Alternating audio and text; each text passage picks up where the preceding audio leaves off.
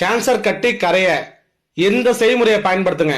உடம்புல எந்த இடத்துல கேன்சர் கட்டி இருந்தாலும் சரி, நுரையீரல்ல, மார்பகத்துல, தொண்டை பகுதியில, வயிற்று பகுதியில எந்த இடத்துல கேன்சர் கட்டி இருந்தாலும் சரி, எந்த ஸ்டேஜில் இருந்தாலும் சரி, இந்த செய்முறையை பயன்படுத்துங்க.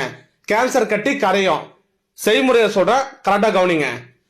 300 ml தண்ணி எடுத்துக்கங்க. ஒரு பாத்திரத்துல ஊத்திருங்க. ரோஸ் கலர்ல இருக்கக்கூடிய நித்திய கல்யாணி பூ 10 பூ போட்டுருங்க. அதோட இலை 2 இலை போட்டுருங்க. நல்லா கொதிக்க வைங்க. 300 ml தண்ணி 100 ml ஆகணும். அந்த அளவுக்கு நல்லா கொதிக்க வைங்க. 100 ml ஆன பிறகு அதை இறக்கி வடிகட்டுருங்க. காலையில சாயந்தரம் சாப்பிட்றதுக்கு அரை மணி நேரம் முன்னாடி டீ போல வெது வெதுன்னு குடிங்க. கேன்சர் கட்டி எந்த இடத்துல இருந்தாலும் சரி, எந்த ஸ்டேஜ்ல இருந்தாலும் சரி, இந்த செய்முறையை தொடர்ந்து 1 வாரம் மட்டும் பயன்படுத்துங்க. ஒரே வாரத்துல கேன்சர் கட்டி படிப்படியா கரையும்.